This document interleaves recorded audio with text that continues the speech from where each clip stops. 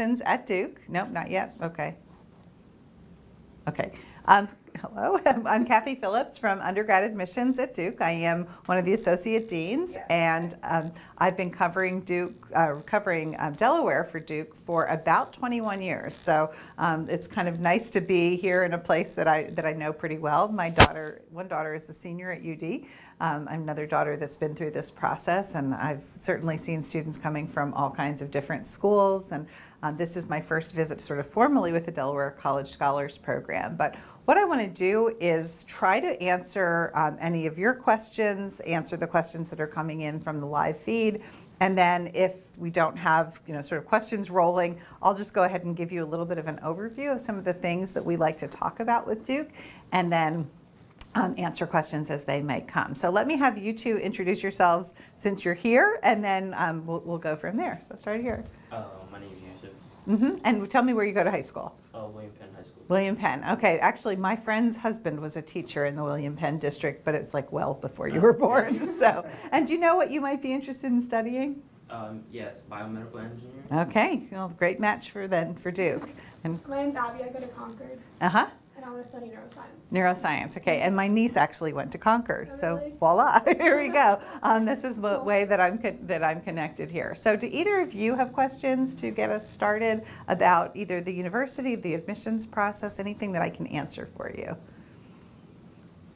Just want to hear what I have to say, or do you have, yeah. Okay, anything coming through on the live feed yet as far as questions? Okay, so let me give you a little bit of an overview. As you probably know from doing some research, and you wouldn't be here today if you didn't find out a little bit about Duke, is that we are a liberal arts college within the larger research university. So you have the benefits of small classes and a lot of opportunities and a faculty truly focused on undergraduate students.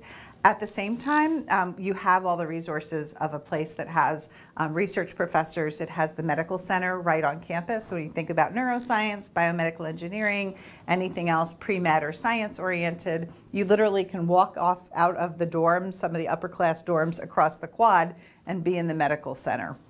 The law school, the business school, our graduate programs, those are all right on campus as well. So that's, in terms of resources, those are there for you. When I think about Duke, I could kind of give you this whole presentation about the colleges and majors and everything else, but I rather than do that, I want to highlight a few things that I think characterize the experience.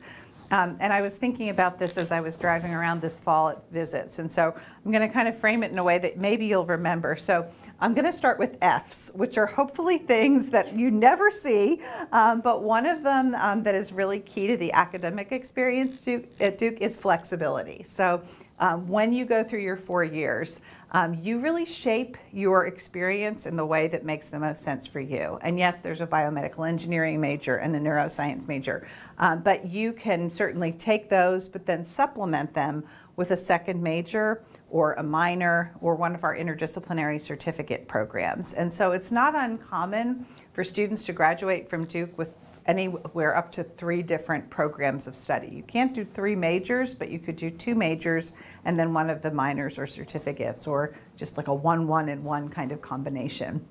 And then since we have 2 schools here right in the room in terms of the Duke schools represented, the 2 undergraduate colleges are Trinity College of Arts and Sciences and the Pratt School of Engineering. When you apply, you do choose one or the other. But once you come to Duke, if you change your mind, you can switch to the other school. So you're not locked in completely for 4 years, and it's not a full reapplication process. But both of those programs do offer you a curriculum that gives you a liberal arts foundation, but at the same time, you decide how it is, as I said, that you want to make your way through that. Engineering is going to be a little bit more structured because you're going to be wanting to be certified as a professional engineer when you graduate, but you're still going to take half of your classes in arts and sciences. And so there is some flexibility there in terms of the classes you take that are your electives. And then in arts and sciences, we have 5 different areas of knowledge that you take courses in, as well as what we call modes of inquiry, which are cross-referenced so that a class might satisfy multiple requirements. But you can do all of this and still graduate in 4 years. So that's one F, that flexibility. Another one is faculty. So as I said, we have a faculty really committed to undergraduates. Most of the classes at Duke will be between 15 and 30 students. Some of the larger introductory classes may be large lectures, and those will be led by faculty, but you'll have a breakout session led by a graduate student. And so that's really just an example of, yes, there's some big ones, but for the most part, you're very quickly going to get into smaller classes, or even seminar style, where you sit around a table and you're part of a discussion. So another F is focus. So it's a freshman option. It's for both arts and sciences and engineering students, but in your very first semester, you have the chance to take 2 classes as seminars, so about 16 students from 2 different departments, but it would deal with a theme, and we have about a dozen different themes, and one of the popular ones is exploring the mind, so it fits really well with neuroscience. There is one, engineering frontiers, but that fits your interest, but you might also go, well, let me look at this topic that was something I hadn't thought about before and I just find really interesting. So it's a way to be part of a living and learning community, because in addition to taking those classes, you do meet weekly over dinner with everybody, including the faculty. You live in a dorm with other people in your program. And so you're kind of part of that scholarly experience while also being part of the overall community. Another way that we connect students with faculty is through a program called Flunch. So if you wanted to take a faculty member to lunch, you get up to $70 a semester to do that, and pays for your lunch, pays for their lunch on campus. But it's a way to connect one-on-one, or sometimes students get a group of students to go with a faculty member. It's a little weird maybe if you're a little bit more reserved to invite a faculty member early on. And we've actually just expanded that to include graduate students, so it's called Grunch. But one of my colleagues who got his PhD from Duke said that he thinks it's a great opportunity to know what exactly is involved in going to grad school and whether or not you might become an academic or a researcher or something, or what maybe you want to follow a different path. So that's just another example. But the key is that the faculty are there for undergraduate students. And so I've had students asking me, well, is it easy to do research, or is it easy to reach out to work on a faculty member's project and make those connections? And one of our faculty who's very well known in the political science world, I remember him saying many years ago, people become professors because they love nothing more than to talk about their subject. So if you're really interested in a subject and you want to connect with them, they will be there and they will be available to do that. That's kind of the F's. Now we're going to move things up to C's, so we're going to get a little bit better. So another question that comes up quite often is what is the spirit of Duke? What is it like to be a Duke student or to be on our campus? And so lots of C's. So one is that we're very much a campus-based community. So we are guarantee housing for all 4 years. The way the campus is laid out is that there are 2 main quads. Have either of you visited? Okay, you have, you haven't. So I'm going to give you a little bit of visual. I wish I had actual visuals to share, but you would have probably seen West Campus. West Campus is kind of the iconic Duke. I'll hold up a visual aid here. You'll see the chapel with the Gothic architecture. And that's the larger of the 2 parts of campus. And then we have a tree-lined road that connects West and East Campus, and East Campus is the brick and pillars kind of architecture. And the reason I mentioned these 2 quads is that all of our freshmen live together on the east part of campus. And so there's 4-year housing guarantee, lots of different options. We actually require students to live on campus for 3 of their 4 years. But freshmen all live together as a way to kind of ease into the overall experience. That's been in place for over 20 years now, and it's been extremely successful. And in fact, it's kind of funny that when my older daughter went to college, neither of my children went to Duke, but the older one went to college and there were all freshman dorms. And then my other daughter, who's at University of Delaware, it's like, oh, we have East Campus with all freshman dorms. I think, oh, that sounds familiar. She actually chose to live on the North Campus, but it was just interesting to hear that concept is being carried out by a lot of different places. But it is really great because you take classes on both campuses. You're fully integrated into the experience, but when you walk around East Campus, you know that everybody else is there trying to get to know each other. And students get a little bit nostalgic about what their experience is. But that sense of community really begins with that. I think that it also extends, we have a really spirited student body. We're often, people know about Duke first because they know about sports, basketball in particular. And that's a fun part of the Duke experience, but it's not the only thing. And we have lots of students who are either club and intramural athletes or just great athletic fans. Or in the case of one of my coworkers from who's since moved on to a different job, but he actually applied for a job after graduating because he loved Duke so much, but he had never been to a single basketball game in his 4 years. So I just like to say that it's something that people know about, but you can have a great experience at Duke even if that's not your thing.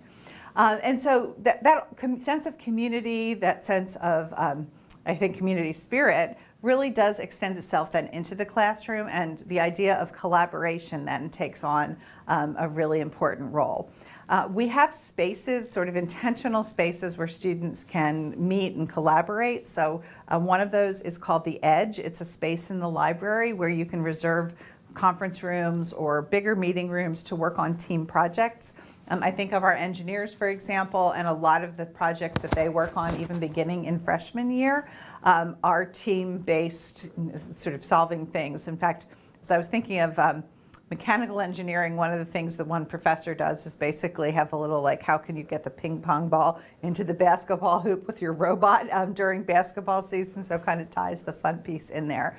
But the idea of collaboration is important in a couple of ways. One, it makes it a nice place to go to be a student. It's not cutthroat competitive. It's definitely where people are supportive of one another.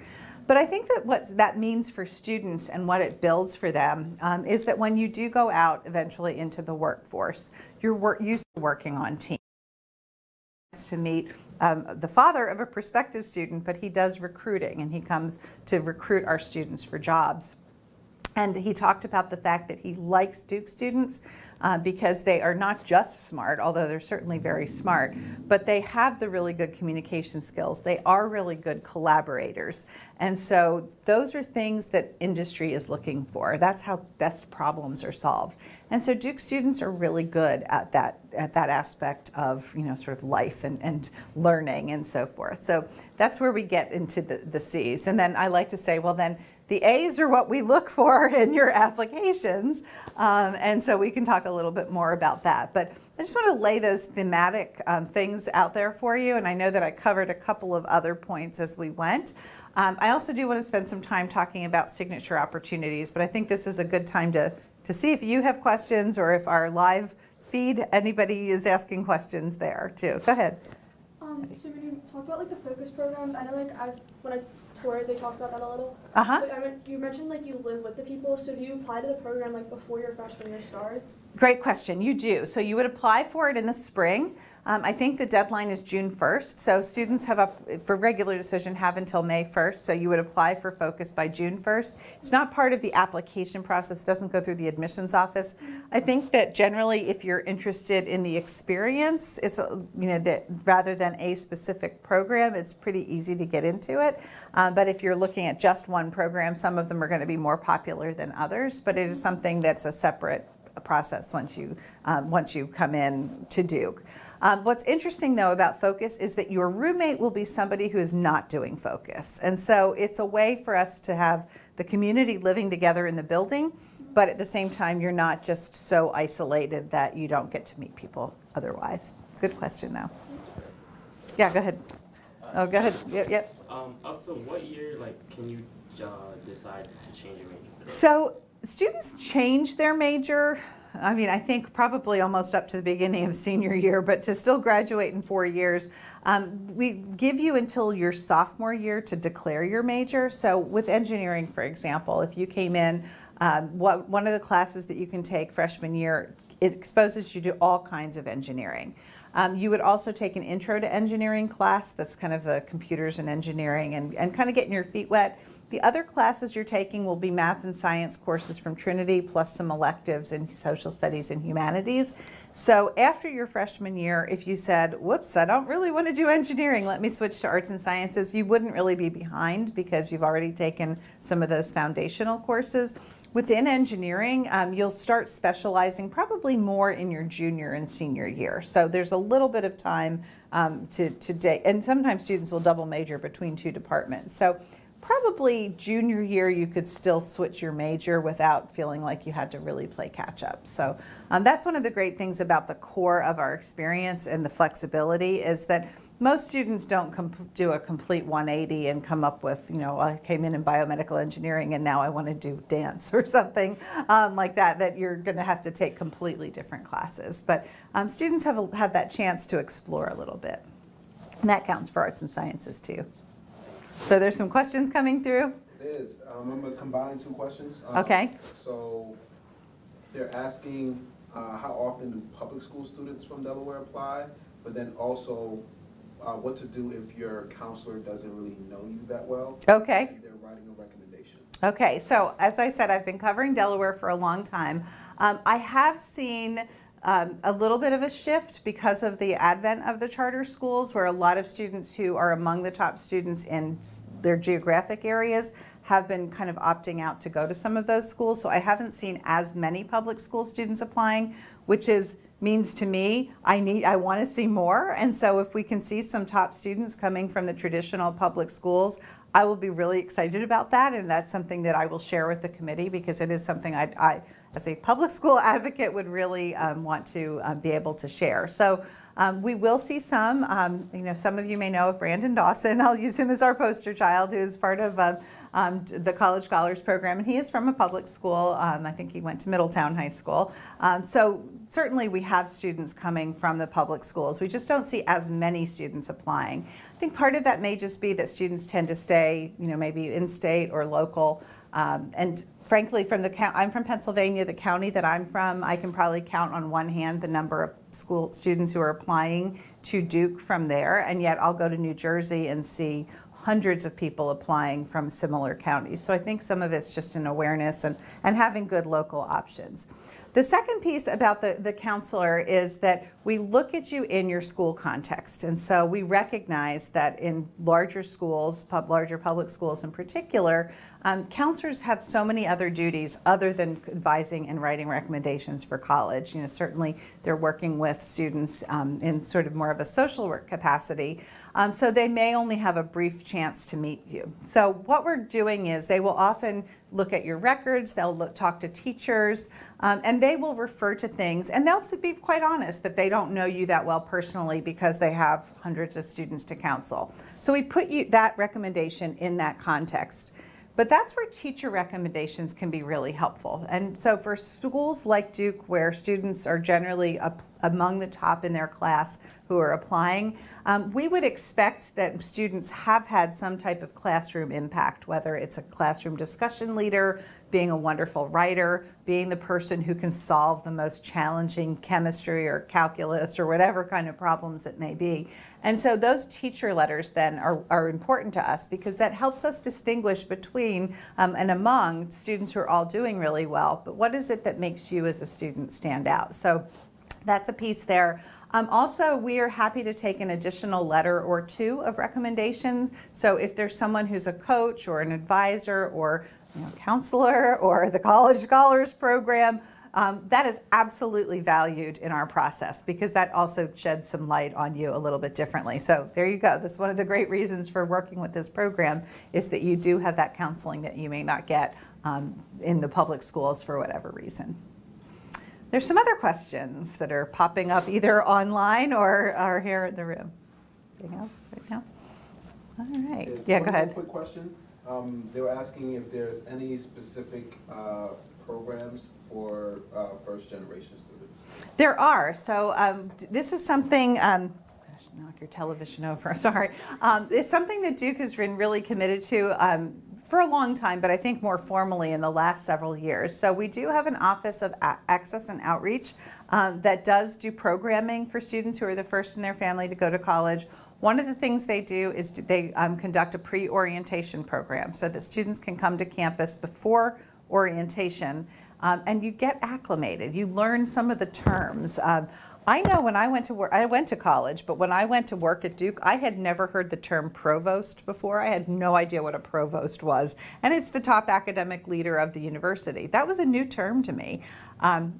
I guess this isn't outing myself too, but I was an English major and I didn't know that there was such a thing as literary fiction versus sort of just common consumption fiction. So there's a lot of things that I needed to learn even when I was going to work at a place like Duke. So we recognize, especially for students who are the first in their family to go to college, that there's going to be some new things to navigate. So that's what it does. It kind of gets you on campus, gets you familiar with the buses and the buildings and all of those kinds of things.